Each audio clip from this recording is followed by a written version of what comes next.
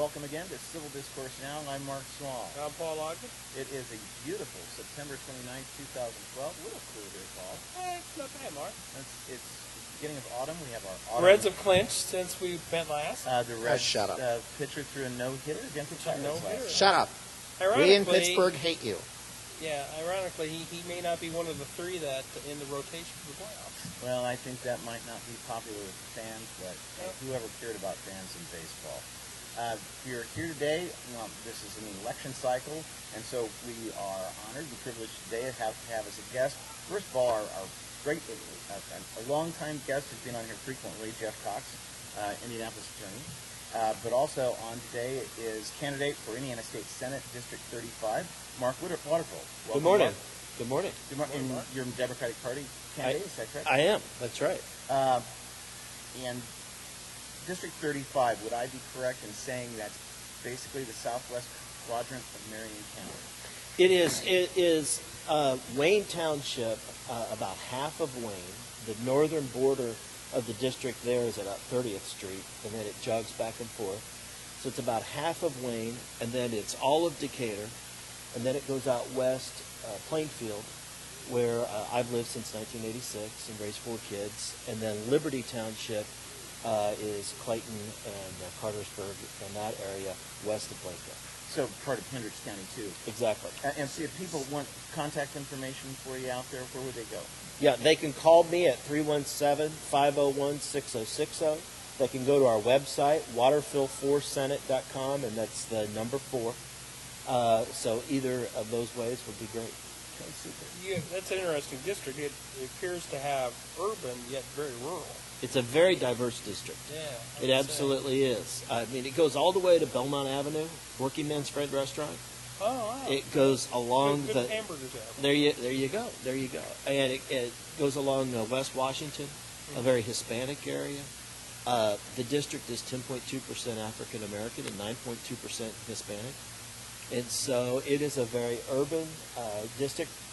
But then it goes out west, as I say, where I've lived for quite some time, raised 4 kids, and we see it as a very winnable district.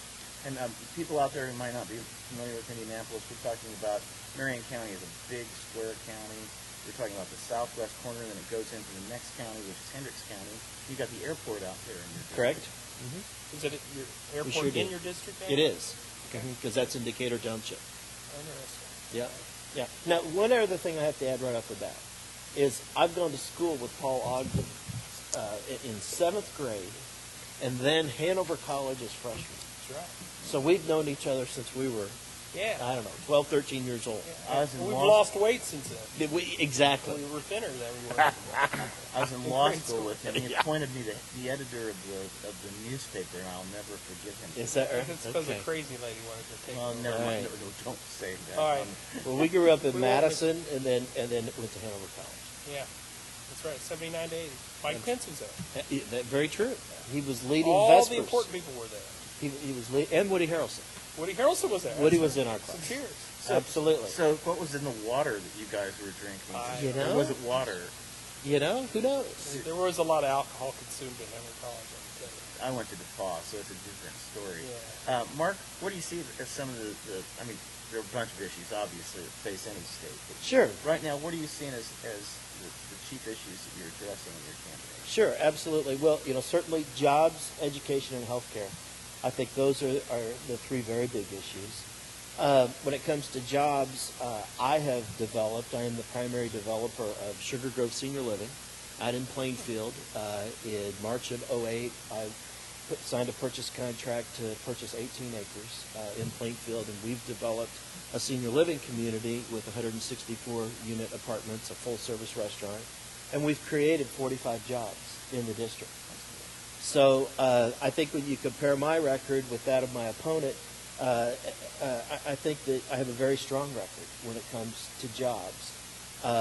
My opponent has a very, in my view, extreme record in that regard. He's voted against the streamlined sales tax. And just so the viewers know, they might not know whom your opponent is. And that's with Michael Young, right? Correct. Okay. What's the streamlined tax? That was the internet. Oh, the internet tax. Right, exactly. Which we've talked about on the show. Mark I'm sure. Small. Yes, I'm I sure. know. And Yeah. that means that, so he voted against Indiana's capability of taxing merchants who generate sales online. Correct. And people avoid paying sales tax that way. Exactly. Exactly. When it comes to education, my wife is a school teacher and also a Hanover grad. We went to Hanover together. And Missy is a school teacher out in Monrovia, 8th grade English teacher. I cannot support many of the Tony Bennett reforms. I think that we're really just beating up teachers these days, you know. And I'm watching this. I mean, I'm seeing this. You know, my wife spends all Labor Day weekend doing nothing but paperwork, mindless paperwork, self-evaluations, and you know, to me, it's really funny, and I would love to hear Paul's views on this. Oftentimes, conservatives will say we are over-regulating business, and that's a job killer. You know, we've got to deregulate at both the state and the federal level. You know, we've got to deregulate. So what are we doing on education and for school teachers today? Imposing a lot of regulations. We're regulating the hell out of them. Are you kidding me? I mean, that's what we're doing. We're giving them, in fact, with my wife's situation, she's told, now you have to create forms, self-evaluation forms, and then you have to create new tests, and we're going to test and test and test, and it is completely all top-down. What's her student ratio in that school? Oh, it's about 32. You know, it's, and she's better than many others. What grade does she teach? 8th grade English. 8th grade. Yeah, and so, you know, if you take a step back and think about it, we regulate things we don't like. That's what we end up doing. I mean, you have polluters, you have other, you know, what we're doing today is we're regulating the hell out of teachers.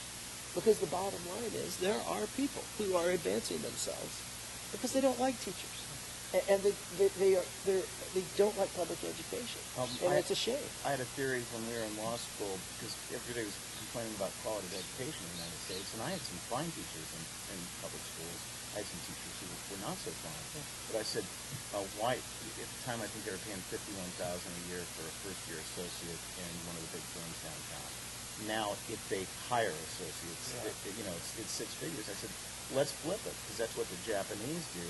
They pay the highest salaries to the people coming out of college who are teaching, and then they worry later about what the salaries are for attorneys. Sure. And to attract people. And I would say that another factor in education is having too high of a student-to-teacher ratio.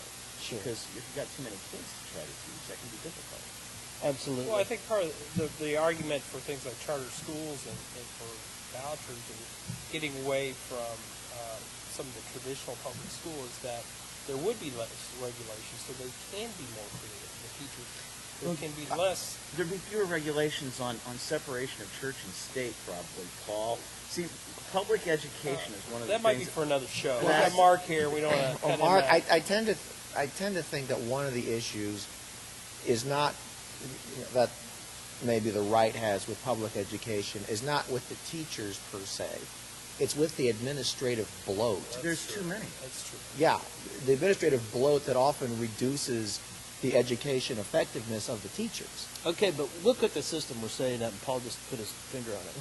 Charter schools are completely free. You know, it's nirvana over there. They've got this beautiful charter school.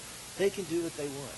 You go to public education, go to Monrovia Middle School, and they're telling my wife, you got to be at school at 7 a.m. And guess what? For the first 40 minutes, you cannot prepare for your class for that day. You have to do professional development. That's just one small example of how they are regulating public schools to death because, frankly, the decision makers don't like public schools. And the truth of the matter is, not everybody can be in a charter. The numbers don't work. It doesn't work. And so, okay, we've done charters. That's fine. I am not in favor of more charters, but let's take care of the ones that we have. We have examples in Marion County where charters have failed, and they've allowed them to keep going. They allow them to keep going. And in the meantime, you've got a state superintendent of public instruction who's out there with the whip saying, we're going to start taking over these public schools. We're going to run public schools.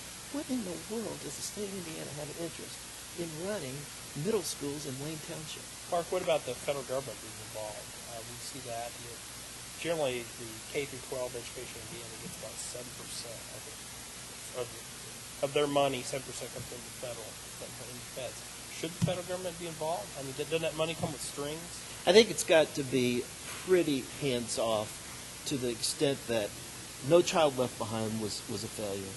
Now, this Race to the Top program, I think that's been okay because it's basically a contest, right? I mean, people, different states can You might have explain a what contest. Race to the Top. That's the Obama administration's program that basically gave grant money if they fulfilled certain requirements. Indiana did not participate in that. I think that's been fine because it's voluntary. You know, states and school districts can choose whether they're going to be involved. But as a general matter, in the state of Indiana, for the level that I'm running for, I think that we are over-regulating public education. We need to let teachers teach, give them time to be in the classroom, smaller classrooms. We cut $300 million from education. We found $500 million. Whoops, we found this money, It was a and we couch did, cushion. and we did not replace And I think that money. I think that's an example of we should have better accounting courses in our public schools.